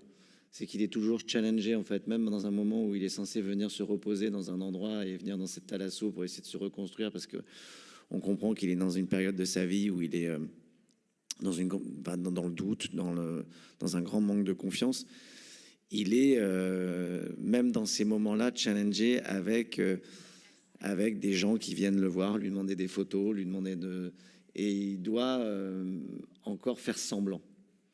Et je pense que c'est ça aussi que je trouvais intéressant dans l'idée de faire un acteur, de jouer un acteur, c'est que ce qu'il subit et ce qu'il vit pendant cette période-là, à être obligé de faire semblant, lui fait comprendre que peut-être justement il s'est fait cette carapace pendant toutes ces années. Il a fait sans regarder vraiment sa fragilité, ses douleurs, et que peut-être c'est là maintenant qu'il comprend qu'il est temps d'arrêter de faire semblant et d'arrêter de jouer tout simplement, et d'accepter son désarroi, ses doutes, son manque de confiance. Et c'est ça qui m'attendrit, enfin en tout cas qui me touche beaucoup dans ce personnage. Je ne sais pas si j'ai bien répondu à la question, mais si c'était... Toujours le doute. Toujours le doute. Je pense que c'est pour ça que je ne sais pas répondre à la question, parce que je pense que le personnage est un petit peu moi. Mais en tout cas, ce que je voudrais juste préciser, c'est que ça faisait des années que je rêvais de travailler avec Stéphane, et que je suis très très heureux qu'il soit venu me voir à ce moment-là de ma vie, parce que je pense qu'il est venu me proposer ce rôle à un moment, au bon moment. Voilà. Alba, com'è stato il tuo incontro con Stéphane? Come è avvenuto? E in fondo anche il tuo personaggio, si è costruita una corazza, no? Quello di un matrimonio apparentemente felice, una vita soddisfacente, ricca, però poi a un certo punto questa corazza si spezza, no? E anche tu hai il coraggio di venire, insomma, di buttarti nel mare tempestoso di emozioni con le conseguenze, insomma, che abbiamo visto. Ecco, che approccio hai avuto a questo personaggio e soprattutto come è stato il tuo incontro con Stéphane all'inizio? Buongiorno, buonasera. Ho incontrato Stéphane a Parigi.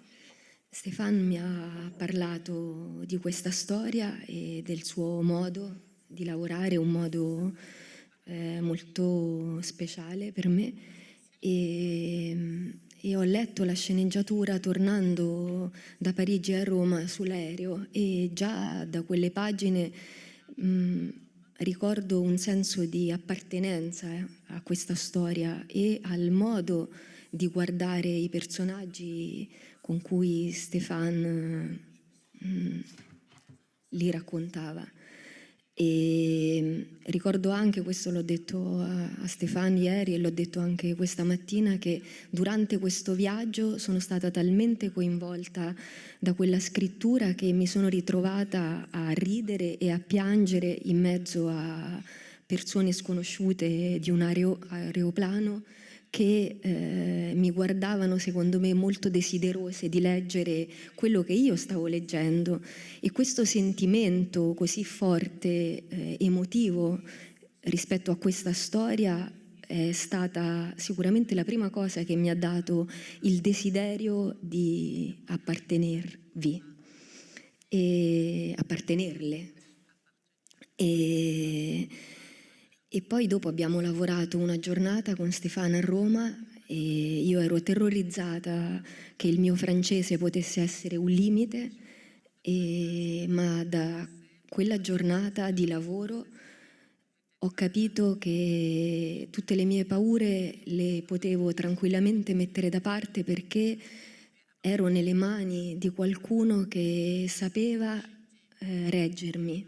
E questo è qualcosa che quando succede nel mio mestiere, e non succede sempre, è miracoloso, perché è il motivo per cui ho scelto di fare questo mestiere, ovvero di affidarmi a qualcuno e donare a qualcuno qualche cosa, sapendo che questo mio dare sarà ben tenuto. E quindi abbiamo fatto questo lavoro a cui Guillaume accennava, profondissimo, una ricerca della verità molto, molto forte che Stéphane fa nei suoi film, anche a volte difficile da raggiungere, e quindi un lavoro di grande concentrazione e fiducia, e quindi mi sono persa in questo personaggio. E ieri ho visto il film e quello che ho provato su quell'aereo leggendo la sceneggiatura l'ho provato in un modo nuovo, guardando quello che poi è diventato il film. A proposito dei luoghi, sono naturalmente questo albergo, questa spa vuota e appunto che contrasta con questo vuoto, che contrasta quasi con il tormento dei protagonisti. Ecco, mi piacerebbe sapere proprio il lavoro sulle location in accordo con l'emotività di questi personaggi o in contrasto con l'emotività dei personaggi, come le avete scelte e come ha lavorato Stéphane anche mettendo in relazione i singoli personaggi con gli spazi. Ognuno sembra avere un rapporto diverso con lo spazio che abita.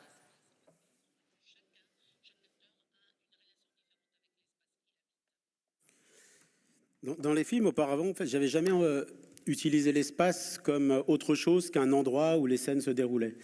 Et pour la première fois, je me suis...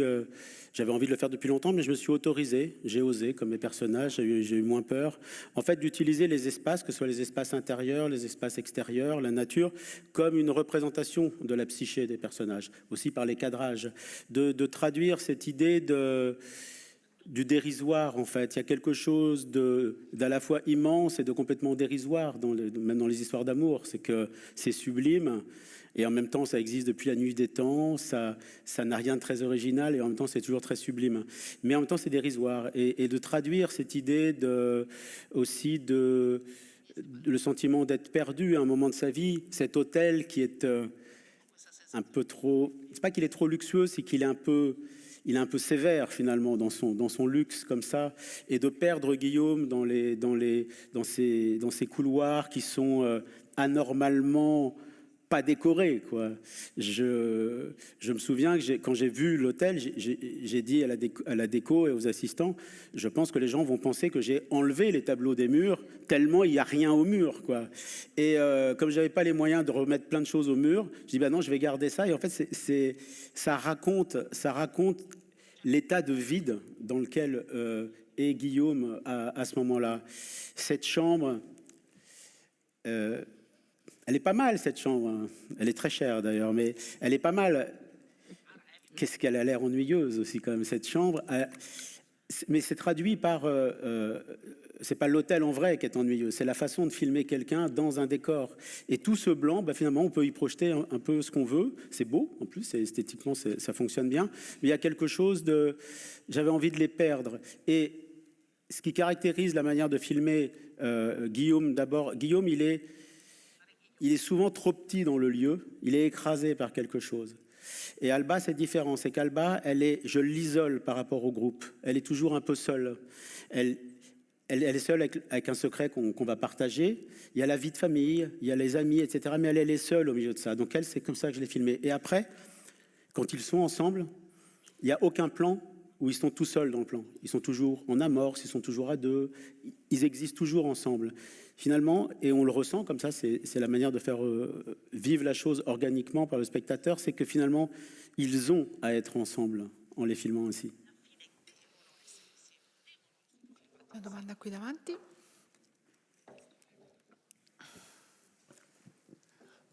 Je m'appelle Denis, merci beaucoup pour votre film.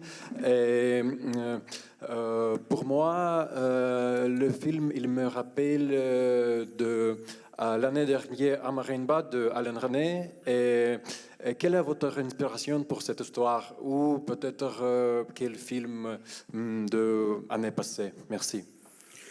Ouais, moi, je suis pas aussi intelligent que ça, en fait.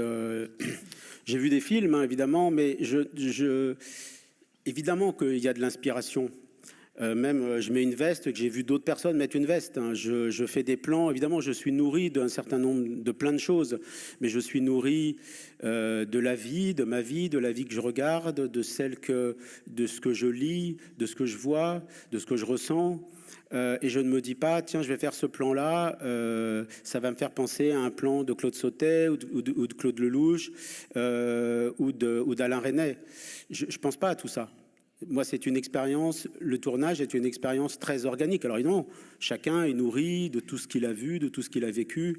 Et puis, hop, ça fait une nouvelle chose. Mais jamais, à aucun moment, je suis nourri. D'une part parce que j'ai vu beaucoup de choses, bien sûr, mais je ne suis pas structuré par la cinéphilie. Donc, je ne suis pas quelqu'un de très référencé. Et donc voilà, il y a quelque chose que je fabrique d'une manière un peu empirique, un peu intuitive.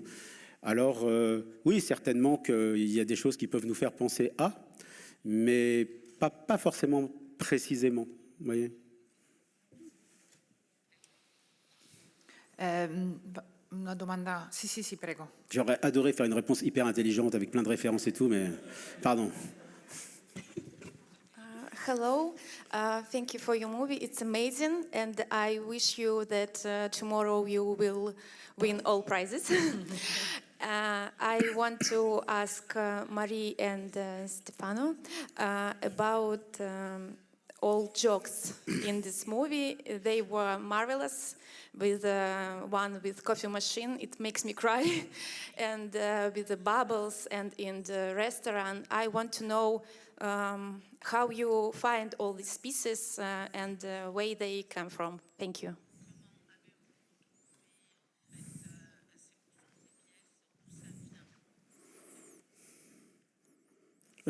Tout est l'année dernière à Marianne Bad, en fait. J'ai tout piqué à Alain Resnais. Ce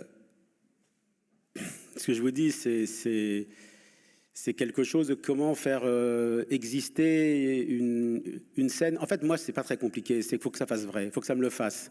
C'est une expression en français. Je sais pas comment elle peut être traduite, mais je suis sur le plateau, je dis pas grand-chose. Ça me le fait pas. Il faut que j'y croie. Faut que ça vive intérieurement. La place de la caméra, je sens qu'elle est au bon endroit si il y a quelque chose d'harmonieux en moi. Et les dialogues, c'est pareil. C'est-à-dire que il y a l'étape d'écriture qu'on a partagé avec Marie, puis il y a plein de scènes qu'on joue ensemble, des fois on s'échange des dialogues, et puis après ça passe aussi à l'épreuve des acteurs. Qu'est-ce que est-ce que 100% des mots sont utiles? Peut-être pas, donc vous pouvez enlever. L'acteur, il a toujours raison, il a bien plus raison que le scénariste, l'acteur. À un moment, il sait mieux que moi, l'acteur, parce qu'il vit la chose physiquement sur le plateau.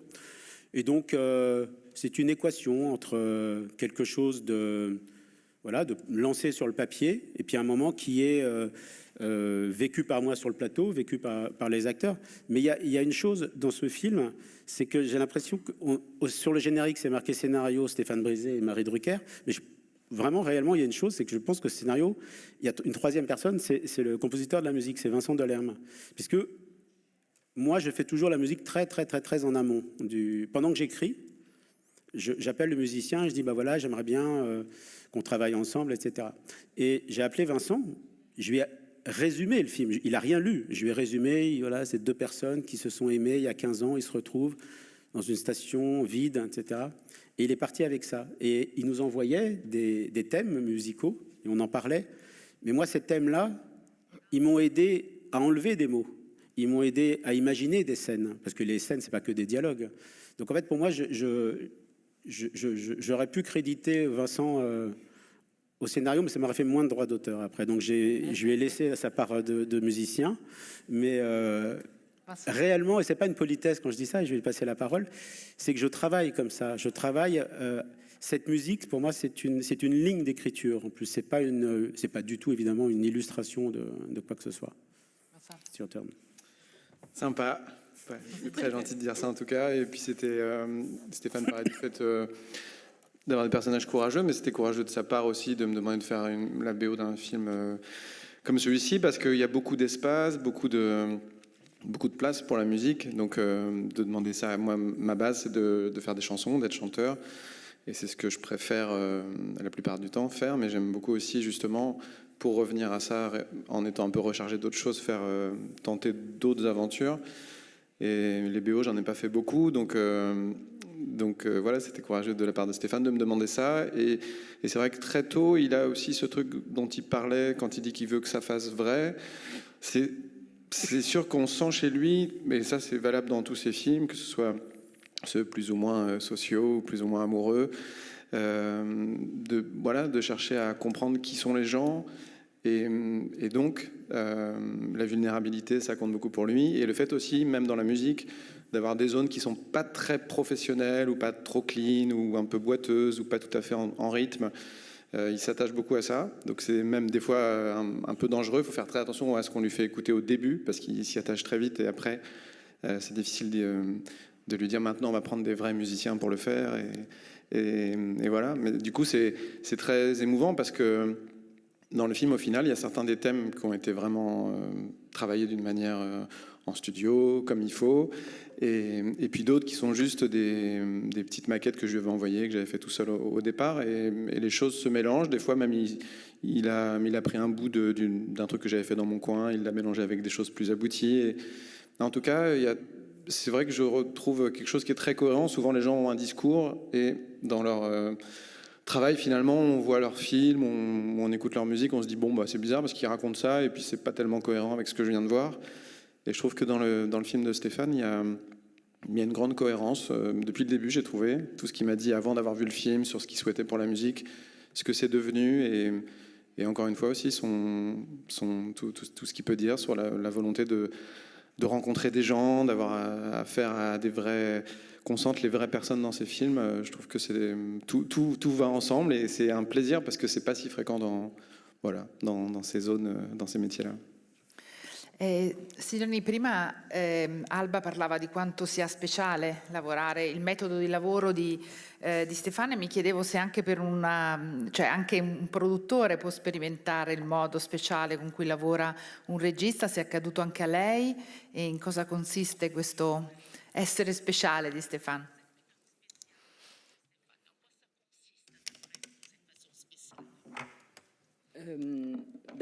Pour nous, chez Gaumont, c'est la première fois qu'on travaille avec Stéphane. Et l'aventure des films et du cinéma, c'est des rencontres. Donc, on fabrique des prototypes. Donc, chaque personnalité, chaque talent a une manière très spécifique de faire un film. Moi, je suis toujours, et je trouve très important d'être à la recherche de toujours de nouvelles aventures. Et donc, on s'est rencontrés sur une histoire, puisque d'abord, j'ai lu le scénario et après, on s'est rencontrés. Et j'ai trouvé cette intimité, cette formidable histoire d'amour, en fait, que ce soit Guillaume au départ et Alba qui est arrivé après. Il y avait quelque chose de très magique, de très simple, et c'est quelque chose qu'on voit peu au cinéma. Il y a beaucoup de fioritures de temps en temps, et là, il y avait quelque chose de très ténu, très simple, et c'est probablement la chose la plus difficile à faire. Et je pense que quand on écoute toute cette jolie table, on en a le résultat. C'est-à-dire que tout le monde en parle avec beaucoup d'admiration, d'amour et aussi de simplicité. Et je trouve que c'est très réussi à ce titre. Et c'était déjà, dans le scénario, il y avait déjà ce langage-là. Et à l'arrivée, le résultat est parfaitement parlant. E dobbiamo fermarci qui. Grazie, thank you, merci beaucoup.